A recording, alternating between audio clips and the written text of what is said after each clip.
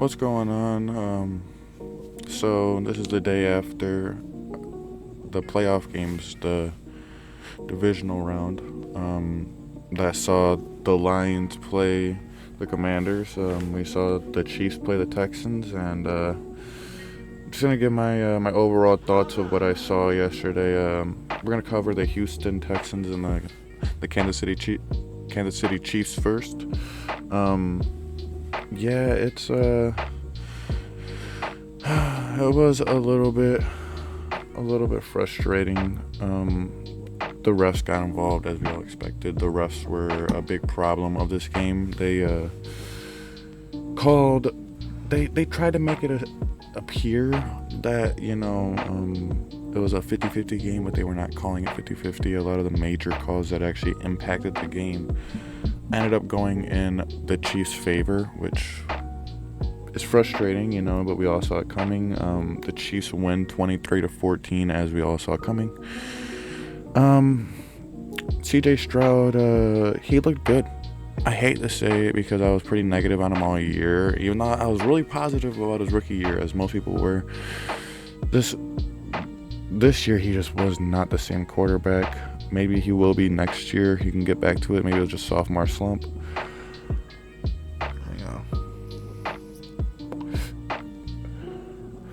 So yeah, we had CJ Stroud. He only had 9 incompletions, 19 of 28. That's pretty solid, all things considered. He had 245 pass yards. That's 9 yards per attempt about.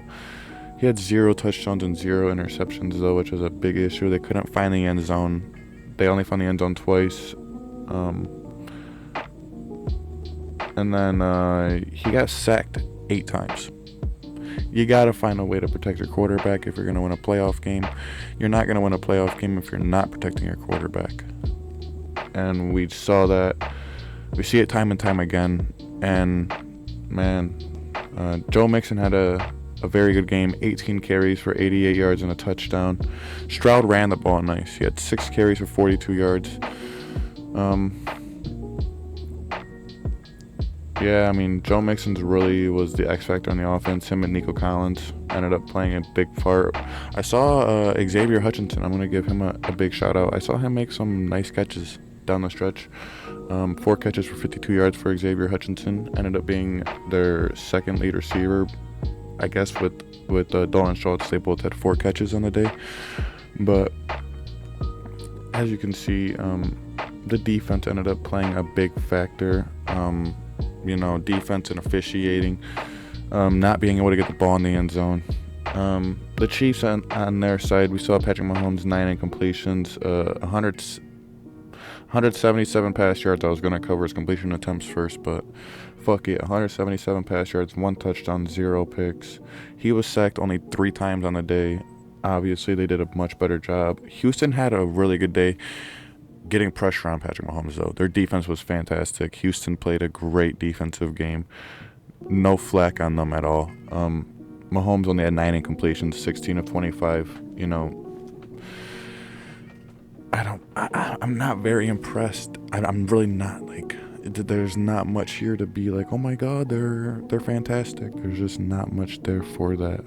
Kareem Hunt was better than Isaiah Pacheco and ended up out-touching him. 8 carries, 44 yards, and a touchdown for Kareem Hunt. Pacheco only had 5 carries for 18 yards, kind of a shocker. You saw Travis Kelce, he was dominant. They couldn't stop Travis Kelce. 7 catches, 117 yards, and a touchdown. There was no stopping Travis Kelce. And like I said, their defense was brutal. The Chiefs' defense was dominant. That's not who I wanted to win. That's what I expected to happen, though. The Chiefs are a very, very, very average team. And I hate to say it because they are. I try to be supportive. But what is there to be supportive of? They're not putting up big points. They're playing good defense. Their defense, I have no slack for them. They're a great defensive team. Spags, he does a great job at coaching that defense. But yeah, what we thought was gonna happen ended up happening. and it's a shame that the refs got involved as much as they did in that game. But we're gonna move on to Washington and Detroit, and this had me very, very depressed watching it. I'm not gonna lie, I'm from Michigan, so did not have a great time watching that. Congratulations to Washington. I think Jaden Daniels, and this is coming from a Denver Bronco fan, Jaden Daniels is the best rookie we've ever seen. I've never seen anything like this before from a rookie. The way he was able to manipulate the offense into his favor, the way he was able to stay calm and composed throughout the whole entire game. You never saw a little bit of worry in him. He was always composed. The blitzes were coming right into his face, but because they were blitzing so much, it was leaving people open, and Daniels was finding the open people every single time. Jaden Daniels was incredible today. Last night, he did everything right. Everything right. He did not make mistakes, and it was hard to watch. The Lions, they were getting pressure a little bit. It's just that he was getting it out before they could even get home on the pressure. So my brother seems to think it was more of a pass rush issue, which I thought it was more of a secondary issue. I thought the secondary and linebackers could have did a better job in coverage and allowing the pass rush to even get home. But I think ultimately it just came down to Jaden Daniels just being a dynamic player and being very, very hard to stop. We saw the Commanders win 45-31. You might as well give them the fucking Redskins name back because they earned it. I mean, holy shit. What an incredible, incredible performance from Jaden Daniels. We saw Jaden Daniels go 22 of 31 for, I believe that would be 350 total yards and 2 scores on the day. Very incredible stat line. 16 carries for 51 yards, 299 pass yards on the day. Yeah, it's really incredible. I don't know how he does it. He's a rookie, and he was making some beautiful throws, just staying confident in himself. And why couldn't Bo Nix do that? Where was this from Bo Nix? But for real, where was this from Bo Nix? I mean, goodness gracious, he was pinpoint all day, and Diami Brown ended up being a big X factor for him. 6 catches for 98 yards. McLaurin had a very long touchdown, a 58-yard touchdown. He went 4 catches for 87 yards and a touchdown. Yeah, man, it's the Lions' defense just didn't show up. They didn't show up at all. Jared Goff, he went 23 of 40. That's pushing a 50 completion percentage. Oh, no, it's not. Actually, yes, it is. Yes, it is. Never mind. Did the math wrong. But he only had 1 touchdown to 3 interceptions. And they had 4 interceptions total on the day because they tried to do a stupid little trick play that Jameson Williams just almost gave up on. He threw it to the other team. Very frustrating. We saw Goff go out, and at that point, I texted my brother. I was like, we just don't got a touchdown without Goff out there. Our offense hasn't been particularly amazing with Goff out there today. Keep Teddy out there. Obviously, that's not what they're going to do.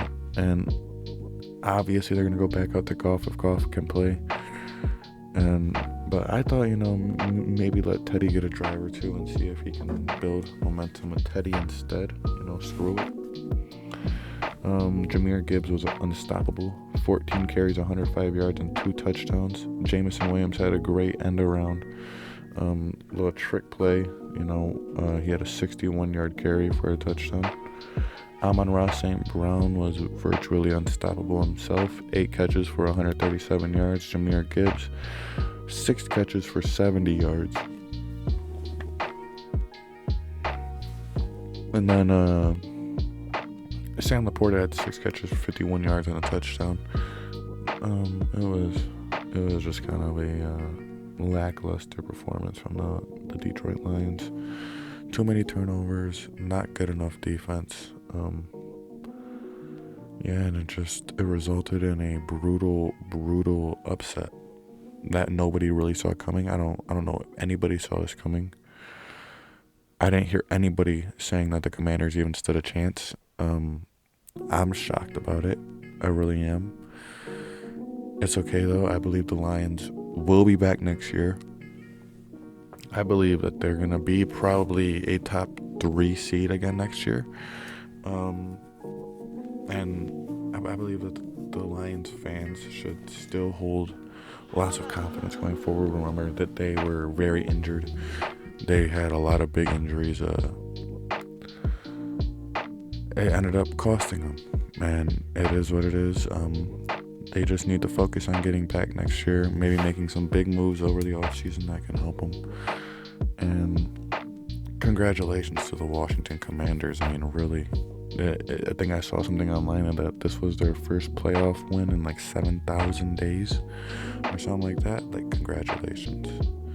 Or not their first playoff win. Their last game was their first playoff win in 7,000 days. And then now, after winning their first playoff game in that long, they're already going to the NFC title game with a rookie quarterback, with a fairly young roster. You know, their roster's not old, and there's a lot of excitement for Washington. I mean, Washington could be contenders going forward in the NFC. You know, if Jaden Daniels year after year after year keeps on putting up these unreal numbers and being this composed, then we might have our Patrick Mahomes of the NFC. I don't want to speak that into existence, but Jaden Daniels might have real upside to really take off running with what he has built in Washington and continue it forward as a contending team. And I believe there's a planet where that's the case. But once again, congratulations to Washington. Fuck the Chiefs. Let's go Baltimore tonight. Hopefully Baltimore can manage to pull off a win, and hopefully it's no big deal. And yeah, I'll be seeing you guys in the next video. Deuces.